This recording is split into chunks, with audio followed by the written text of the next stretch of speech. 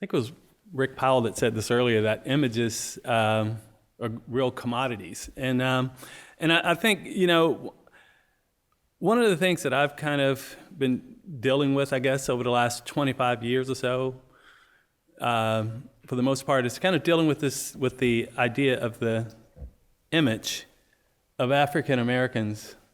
So one of the big challenges that I've been trying to deal with for a long time is like, what's the image of African Americans, and how does it define who we are, and how does it either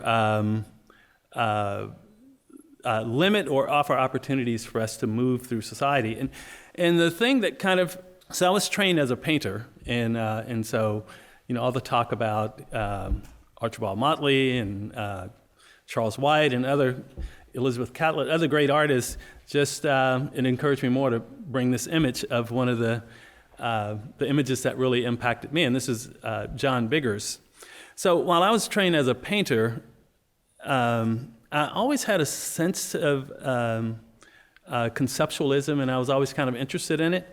But I remember John Biggers talking about this, saying that as an artist, coming up in the late 40s, 50s, and 60s, he didn't have the privilege of kind of exploring art that did not produce images of black people in the way that he wanted them to be seen. And so I kind of stuck with the traditional painting thing because I didn't really have a framework for any kind of conceptual work until I started to venture around doing my community activism, and was exposed to these little houses in an area of Houston called the Third Ward. And and this is a prevailing image of black neighborhoods, which generally when we say black neighborhoods, most people will directly connect that to poverty. And but then if you looked at how John Biggers talked about black neighborhoods, in particular the shotgun communities, it had a different kind of there was a different meaning and a different value there. And so I was very fortunate enough to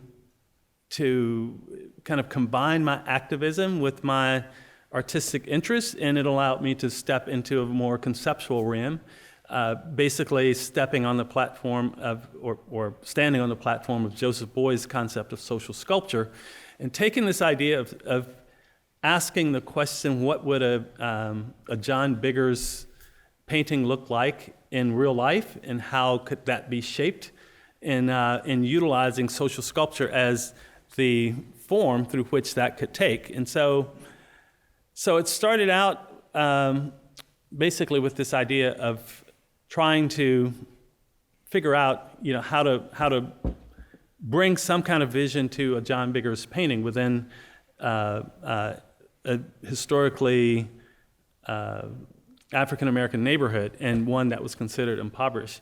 And of course, using the shotgun house became a great point to start, because Biggers had actually kind of took an iconic image of poverty that connected to African Americans and turned it into something that had a kind of a mystery about it. Because he showed them with such vibrancy and life, and he actually connected the shotgun house, the architecture of the shotgun house, to West Africa that traveled to the U.S. through the slave trade, which was a great jumping point for me to kind of step in and say, let's see if we can, transform these houses in a way that has an artistic element within them, but also has a practical application, because I also wanted to deal with the activism side, and so we set on a campaign to just try to figure out how to transform these houses.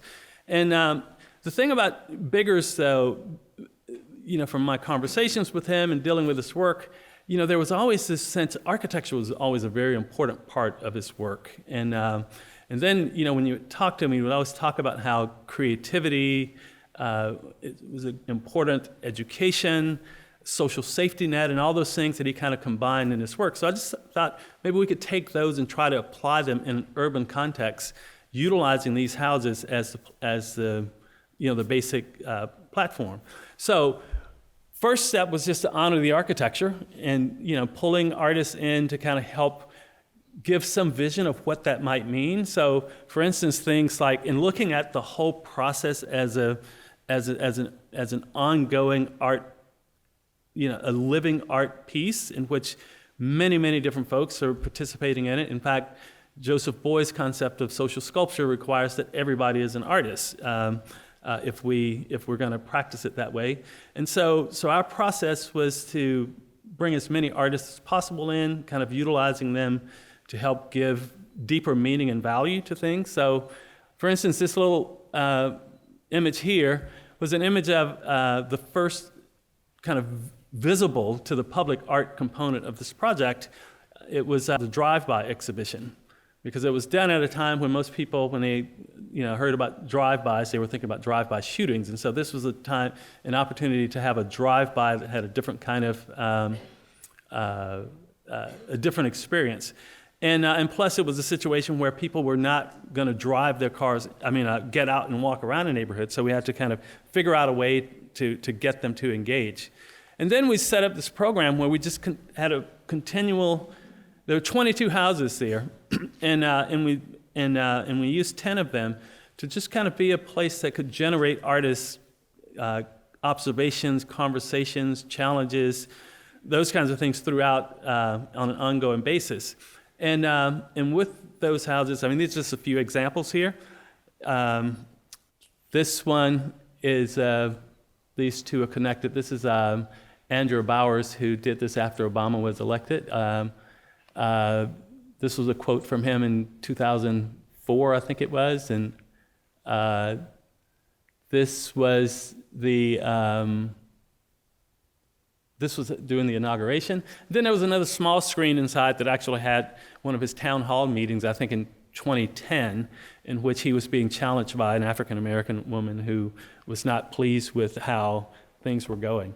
But anyway, so this is just the artists of the creativity that artists bring in are a vehicle through which we can kind of talk about challenging issues and also try to encourage other people to engage in the process of creativity.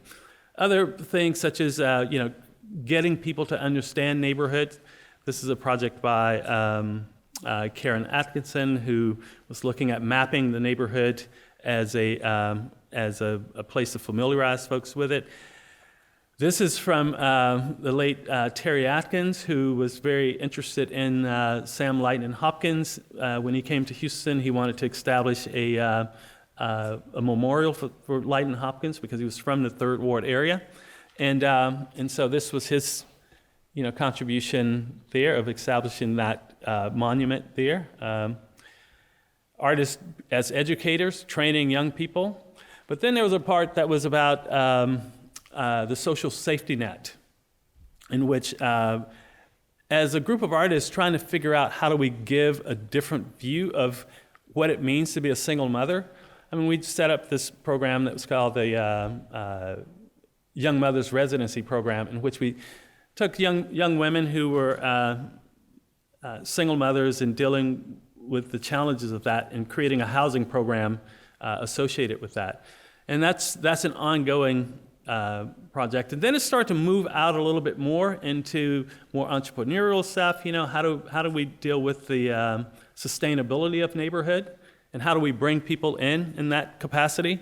And started moving more toward commercial buildings. So this project is just kind of, and all this movement has been based on the involvement of different folks who have been willing to bring their creativity into the process, even real estate folks, housing developers, and so on and so forth. So we ended up with a way of looking back at the history, but also looking forward into the future. And then, this is just the context. It started with these little houses here in the beginning, and it's kind of grown throughout. There are more throughout this area as well. And it continues to grow, but the challenge with that is, once you change the image of a place, then there is the possibility that others take interest in it as well. And then so things like, you get real estate movement from when we started. Real estate was $1 per square foot, and in 2015 up to 55, but now it's even over $60 a square foot in the area. Homes that were, the most expensive homes in this neighborhood was somewhere around $80,000 some 8 years ago, and now it's being inundated with others. But then, pulling folks together, though, to look at, how do we continue to meet the challenges of this neighborhood? Because the whole point of artists being involved in this neighborhood was really, how do we create a different image and a different narrative? And there are many ways to do that, whether it's artists doing projects or developing new housing models or education programs or entrepreneurial programs, but also, how do we engage in the movement around, the historical images in our neighborhood? So this was an effort of renaming the main street through the neighborhood, which was named after this guy, Dick Dowling, and changing it to Emancipation Avenue, which is that connects to the name of the park that's directly across the street.